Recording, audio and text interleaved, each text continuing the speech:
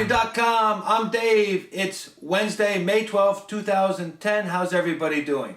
I saw again that Iraq has made the news headlines. 100 dead on Monday.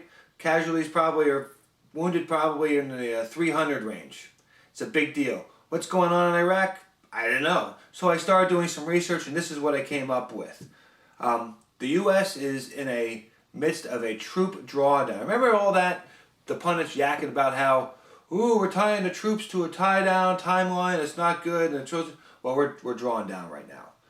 Right now we have around 90,000 troops, combat troops in Iraq, and we want to be down to 50,000 by September. To put that in perspective, during the surge in 2007, we had somewhere in the vicinity of 170,000 troops there. Okay, I guess the agreement that Bush signed has us drawing down our troops to none by 2011. I don't know if we'll get to none. My best guess is we'll probably draw down to 10 to 20,000 troops and leave those over there as kind of a security force for the embassies and for the regions, whatever. But that's my guess, 10 to 20,000 troops. Okay. Iraq also had elections in March, and they're contested, big surprise. But the voter turnout was really good, and not so much corruption this time. Come back to that. Another thing is that 3 weeks ago or so, Iraq and the U.S. whacked some of the Al-Qaeda leaders that are operating in Iraq. And I say Al-Qaeda leaders operating in Iraq because they're not Iraqis. Okay? So we got those guys, and maybe the Islamic extremists saw the power vacuum because of the U.S. pulling out and the politicians' attention being diverted because of the elections, and used it as an opportunity to show that they're still viable and need to be listened to. I don't know. But that's what's really going on over there. So how do we get to that point? Okay, in 2001, Al-Qaeda hit the United States with airliners. Al-Qaeda is a group of Sunni extreme radical dudes. Okay, Sunni is one of the two sects of Islam, big sects. You have Sunni Muslims and you have Shia Muslims. Al-Qaeda are Sunni Muslims. Okay, so the Sunni crazy guys from Saudi Arabia and Egypt and that region come and they get us. That's Al-Qaeda. All right. In the 2002 State of the Union address, Bush talks about the axis of evil: North Korea, Iran, and Iraq. Okay. At the same time, they're starting to make ties between Al-Qaeda and Saddam Hussein in Iraq. And they're also starting to tie Saddam Hussein to weapons of mass destruction. That was a big deal. Those Al-Qaeda to Saddam Hussein to weapons of mass destruction was a big deal. Okay? Those are two links that need to be connected for whatever, for the policy to go forward. And the administration does a pretty good job convincing the American people and the world at large that those connections are in fact valid. Okay? But if you think about it for a second, Saddam Hussein headed the Ba'athist Party. The Ba'athist Party was a secular party, which means that it didn't think that religion had a place in the state. If you remember back, remember that guy on CNN, Tariq Aziz, who was the foreign minister to Saddam Hussein, with the big black glasses and the bushy mustache and stuff, and he'd sit on there and he'd lie to Larry King?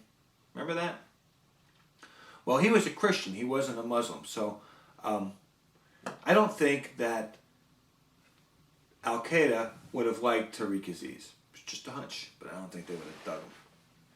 Okay, so Al-Qaeda is these radical Islamic guys, Sunni.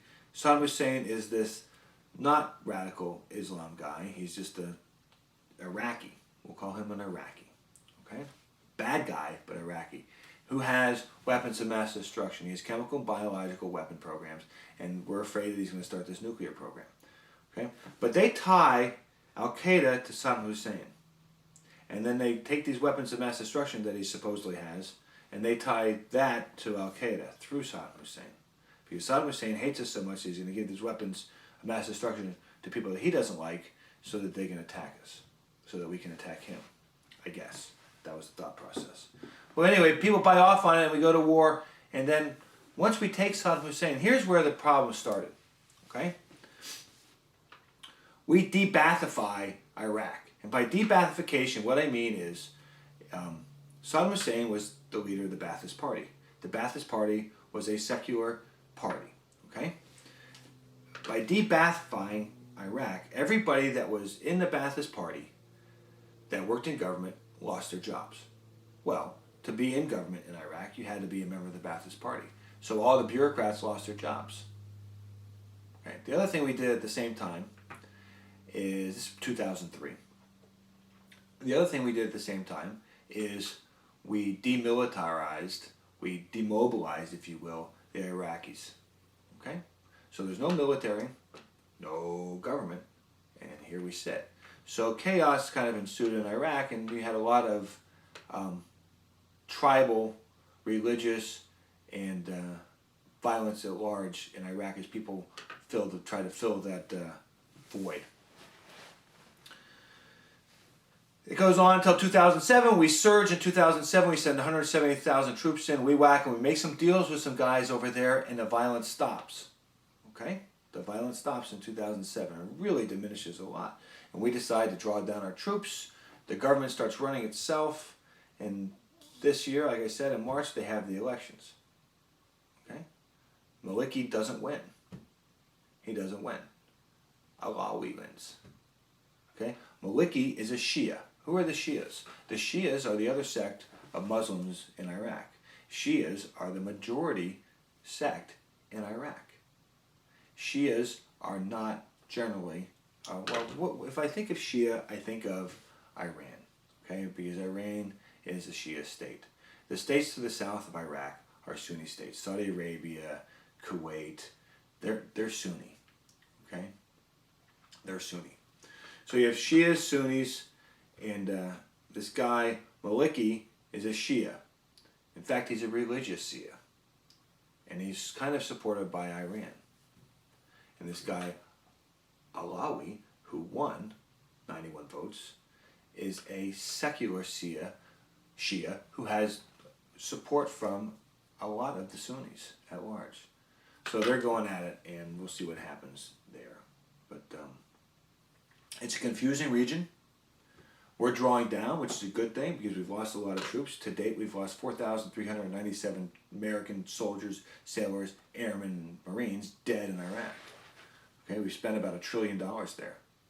$1 trillion that we don't have, so if you add interest to it, it comes to a lot more than $1 trillion, maybe looking at like $4 trillion.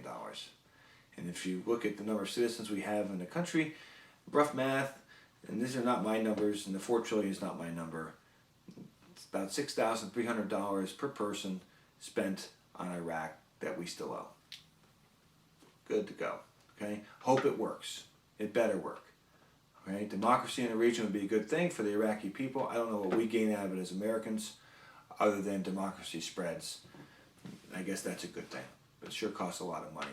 And 4,397 lives is a ton. And it bums me out when I think about it. I think about towns that I've lived in.